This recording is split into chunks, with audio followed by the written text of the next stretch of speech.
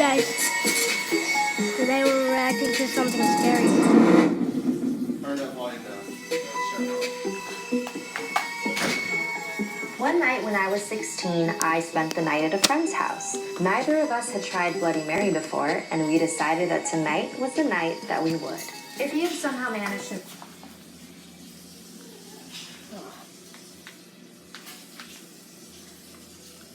If you've somehow managed to miss that part of your childhood, Bloody Mary is the urban legend that claims if you stand in front of a mirror in the dark, spin around and chant Bloody Mary 3 times, she will appear in the mirror and claw your face.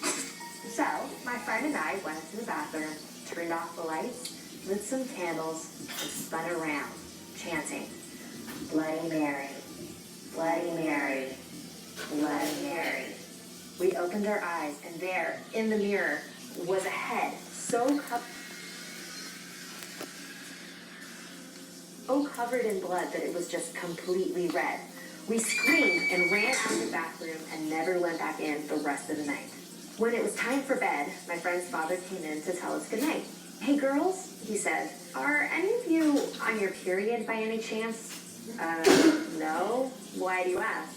Oh, okay, well, there's blood on the bathroom floor, so I'd like you to clean it up when you get a chance, please. The Philippines is full of incredible mythology and fantastic creatures. My grandpa has always been a believer of these myths. That's because he's experienced them. This is what he told me.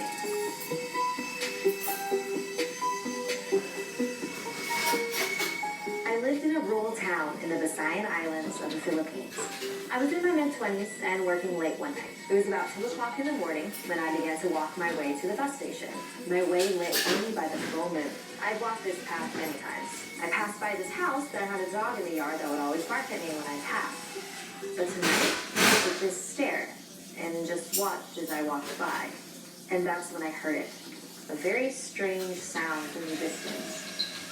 I had heard it before, sometimes known as a wak-wak or aswang. It separates from the lower half of its body to fly around at night, searching for any living soul, to rip out their hearts with their taloned feet and feast.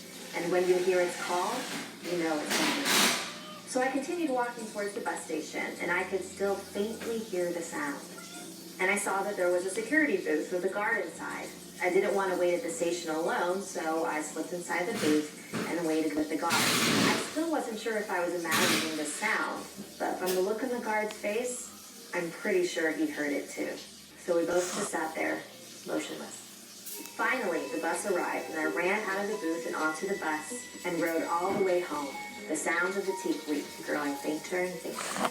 The next day, I told the coworkers what had happened, and that's when one of them told me, teak-weeks are master tricksters. The further away they sound, the closer they are.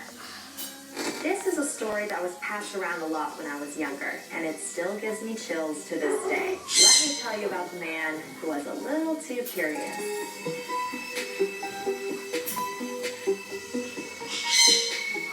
I was driving home from a business trip and decided to stay the night in a motel that I found on the roadside. After checking in, I walked down the hall to my room, but on my way I noticed a door that was all boarded up and covered in police tape. As soon as I passed it, I could have sworn I heard someone singing from inside the room. There was one spot of the door that was still uncovered, a giant keyhole, big enough to see through to the inside. So I knelt down and peeked inside the hole. All I saw was this pale little girl singing to herself. It was so strange. Why was she there by herself? Anyways, I stood up and went to my room and went to sleep. The next morning, on my way to check out, I passed the door again. I still couldn't believe what I saw the night before, so I decided to take another peek. So I knelt down and took another look inside. But this time, all I could see was red. Nothing but red. Did she notice me looking last night and cover the hole up with something? It was all very strange. I went to the concierge to check out, and I decided to ask her. So, what's up with that room? The one that's all boarded up? Well, she said, a while ago, a family checked in. A mother, a father, and their young girl. And that poor girl never checked out. Her parents murdered her in that room. Oh, I'll never forget them. They had incredibly pale skin and deep blood red eyes. So this is a story that my aunt told me happened to her when she was in her mid-20s.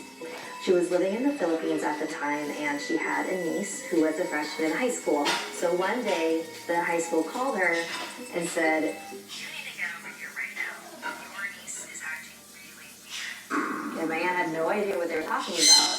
So when she got to the school, her niece was sitting on a chair, and she looked really out of it. And if anyone tried to touch her, she would violently hit their hand away and yell at them in a cold, deep voice that clearly wasn't hers.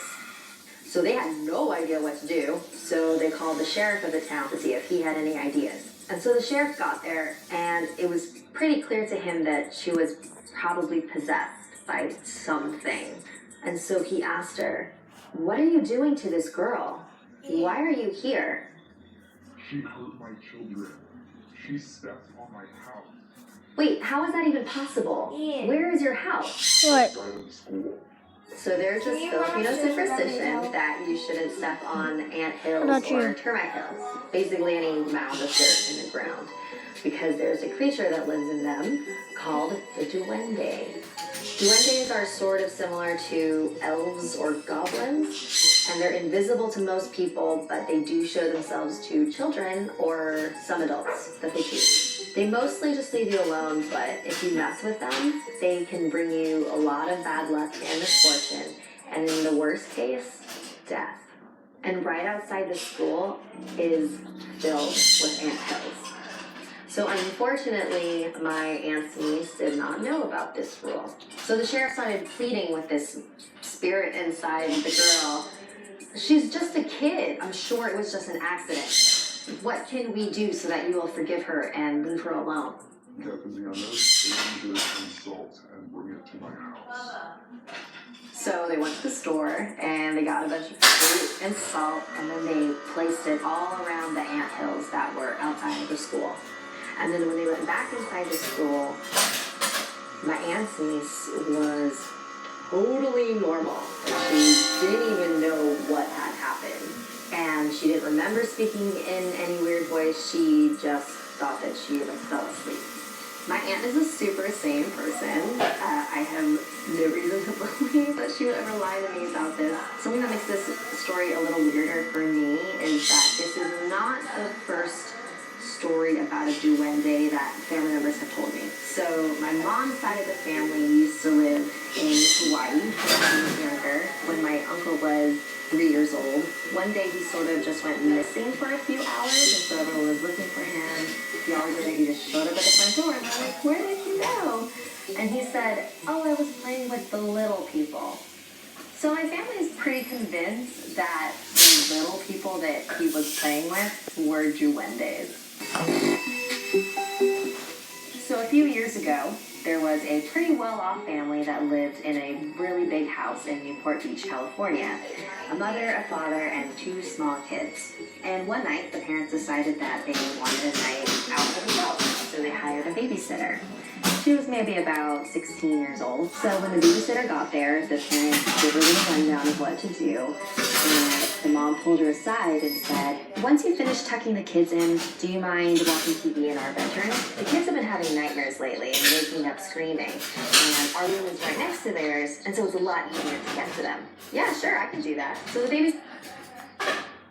Hey, I'm Sapphire. Want to hear something scary? Alright, you guys, that's gonna be it for now. See you guys later. Goodbye.